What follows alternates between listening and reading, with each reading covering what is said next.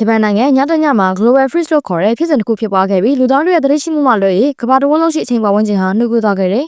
။ Right Mood လို့ခေါ်တဲ့မကောင်းဆိုးတဲ့တဝါတွေပေါ်လာပြီးလူတွေကိုတတ်ဖြတ်ကြပါတယ်။အချိန်နှိပ်ကွေးမှုကြောင့်နိုင်ငံသားတို့ဟာကိုယ့်ကိုယ်မကယ်တင်နိုင်ခဲ့ပါဘူး။အဲ့ဒီအချိန်မှာအမည်မသိစစ်တီတော်တို့ပေါ်လာပြီးသူ့ရဲ့ shift ကားလက်ထောက်များနဲ့အတူ Global Freeze ဖြစ်ပွားချိန်မှာ shift ကားတွေဟာအချိန်နှိပ်ကွေးမှုကိုခြေဖျက်နိုင်တဲ့အမြန်ဆုံးစွမ်းအားကိုအသုံးပြုပြီး Right Mood တွေကိုတိုက်ခိုက်ခဲ့ပါတယ်။ရဲအရာရှိ Shinosuke Tomari နဲ့လုပ်ဖော်ကိုင်မဲ့ Akira Hayase တို့ဟာရာဇဝတ်သားတွေကိုဖမ်းဆီးနေတော့ Hayase ဟာ generator နဲ့ရာဇဝတ်သားကြားပိတ်မိနေခဲ့ပါတယ်။ Shinosuke ဟာတနက်နဲ့ချိန်ရွယ်တုန်း slow down effect ကြောင့် generator ကိုမတော်တဆပြစ်မိသွားလို့ပောက်ကွဲပြီးပတ်လုံးတွေပြိုကျခဲ့ပါတယ်။ Shinosuke ဟာ slow down effect ကြောင့် Hayase ကိုပြိုကျလာတဲ့ပတ်လုံးအောက်ကနေမကယ်တင်နိုင်မဲ့အကြီးကျယ်စစ်ဒဏ်ရာရခဲ့ရတယ်။6 လအကြာမှာတော့ Shinosuke ဟာ Kuruma ဘက်မှာအချိန်ဖြုံးနေတော့ Kiriko ကသူ့ကိုဆွဲခေါ်ပြီးအထူးစုံစမ်းထောက်လှမ်းရေးအဖွဲ့ရဲ့စခန်းစီခေါ်လာခဲ့ပါတယ်။အဲ့ဒီမှာဒူရဲမှု order နဲ့အတူအချိန်ပြင်းပြင်းနှိပ်ကွေးမှုဖြစ်စဉ်များကိုစုံစမ်းမှုဖြစ်ပါတယ်။ Shinosuke ဟာသူ့ကား Tridoran စီသွားပြီးအတိတ်ကဖြစ်ဆိုကြောင်းသူ့ရဲ့တက်ခိုက်ဆက်တဲ့ပစီခဲ့ရတာကိုပြန်အမှတ်ရနေနဲ့ပဲ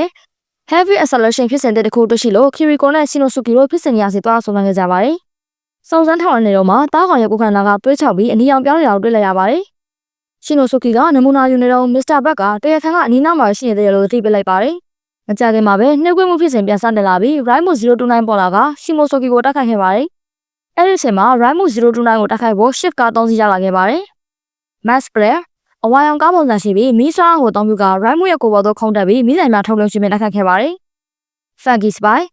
အစိမ်းရောင်ကားပုံစံရှိပြီးစုကြွမှန်တက်ဆင်ထားပြီး Raimund ရဲ့ခန္ဓာကိုယ်ကိုအနီးကပ်ဝင်တိုက်ကစုကြွမှန်တက်ခတ်ခဲ့ပါတယ်။ shift ကားများရဲ့ပူးပေါင်းတိုက်ခိုက်မှုကြောင့် Raimund ဟာသူ့ရဲ့ heavy net ကိုဖျက်သိမ်းပြီးတော့နေရာကနေဆုတ်ခွာသွားခဲ့ပါတယ်။အေရခန်းပုံသဏ္ဍာန်ကိုတီးလိုက်ရတဲ့ Shinosuke ဟာ Nobio Matsuda ကိုရှာဖွေဖို့သွားခဲ့ပါတယ်။ Nobio ဟာအပြေးလေ့ကျင့်နေတဲ့သူတို့ကိုတိုက်ခိုက်ပြီး heavy net ကိုထပ်မံစတင်လိုက်ပေမဲ့ Mr. Buck ရဲ့အကူအညီနဲ့ Match Flagship ကားကိုခေါ်ယူလိုက်လို့ Shinosuke ဟာ heavy net ထဲမှာလက်ကြောညီတွေဖြစ်အောင်ပြုလုပ်နိုင်ခဲ့ပါတယ်။ Raimund ဟာလက်ထောက် Raimund 042နဲ့ Raimund 088တို့ကိုခေါ်ထုတ်လိုက်ပါတယ်။ Kiriko နဲ့ Tridoran ရောက်လာပြီးတော့ Shinosuke ကို drive ဖြစ်သို့ပြောင်းလဲဖို့ကူညီပေးလိုက်ပါတယ်။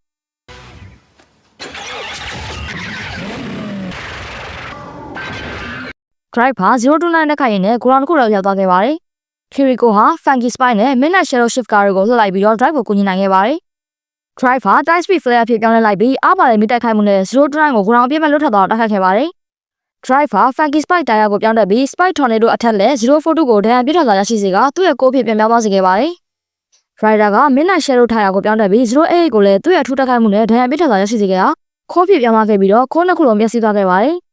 နောက်ဆုံးမှာတယောက်တည်းကျန်ခဲ့တဲ့029ကို Drive ဟာ Tight Speed ပုံစံနဲ့ All Tire ထည့်ပစ်တက်ခတ်လိုက်လို့ Raimund ဟာအကာအကွယ်မဲ့သွားခဲ့ပါတယ်။ Drive ဟာသူ့ရဲ့ဆုံးသက်တိုက်ခိုက်မှုဖြစ်တဲ့ Speed Drop Finisher နဲ့ Raimund ကိုအပိသက်ဖျက်ဆီးလိုက်ပါတယ်။ Shinosuke ဟာသူ့ရဲ့အတိတ်ကကြာရှုံးမှုနောက်ပိုင်းပထမဆုံးချိန်ဖြစ်အသက်တစ်ချောင်းကယ်တင်နိုင်ခဲ့တဲ့အတွက်စိတ်သက်သာရသွားခဲ့ပါတယ်။ညဘက်ရောက်တော့ Kiriko ကသူ့ကိုလှုပ်ဝက်စကန်တစ်ခုဖြစ်တဲ့ Drive စီခေါ်သွားခဲ့ပါတယ်။အဲ့ဒီနေရာမှာ Kiriko နဲ့ Mr. Buck တို့ဟာ Drive ကိုလှုပ်ဝက်ကူညီဖို့လုပ်ဆောင်နေကြတာဖြစ်ပါတယ်။အနီရောင်ဖြစ်သွားတဲ့တားကောင်လေးပုံမှန်တိုင်းပြန်ဖြစ်သွားပေမဲ့ Shinosuke ဟာဒီကိစ္စမပြီးသေးဘူးဆိုတာသိနေခဲ့ပါတယ်။ဒီအတောအတွင်းမှာ029ရဲ့ခိုးဟာတောက်ဘက်ကနေထွက်ပြေးလွတ်မြောက်ခဲ့ပါတယ်။ Raimund ကစီပြောင်းလာတော့ခေါင်းဆောင်ဟက်ကသူ့ကို viral code တစ်ခုပေးလိုက်လို့ခန္ဓာကိုယ်အသစ်တစ်ခုဖန်တီးပေးနိုင်ခဲ့ပါတော့တယ်။